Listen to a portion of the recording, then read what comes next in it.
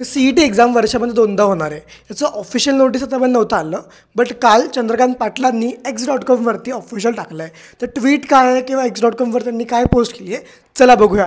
त्या अगोदर फॉलो करा आणि पटकन हा व्हिडिओ आपल्या फ्रेंड्सला शेअर करा. तर हा ऑफिशियल x.com ट्विट आहे आपले एज्युकेशन मिनिस्टर चंद्रकांत पाटलांचा. ठीक आहे, त्यांनी पूर्ण मराठीमध्ये प्रॉपरली लिहून दिलं आहे. ठीक आहे, की राज्य सामायिक प्रवेश परीक्षा कक्षाकडून PCM PCB आणि MBA अभ्यासक्रमांच्या परीक्षा या वर्षामध्ये 2दा घेण्यात येणार आहे. ठीक आहे, आणि तुम्ही पूर्ण ट्विट रीड करू शकता. त्यांनी तर लिहिलं की पहिली परीक्षा एप्रिल 25, खरं तर 26 पाहिजे, चुकूनही 25 झालं आहे त्यांच्याकडनं.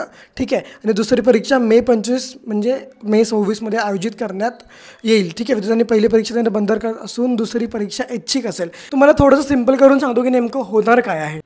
एप्रिलचा अटेम्प्ट कंपल्सरी आहे, मेवाला अटेम्प्ट तुमचा ऑप्शनल आहे.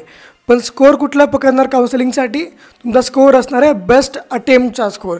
म्हणजे ह्या दोघांपैकी जो पण स्कोअर बेस्ट असेल, जो पण स्कोअर चांगला असेल किंवा वरचा असेल तो स्कोअर पकडणार आहे. बट नोट डाऊन की एप्रिलचा अटेम्प्ट बंधनकारक आहे. तर अशा अजून इम्पॉर्टंट अपडेटसाठी फॉलो करणं विसरू नका. All the best.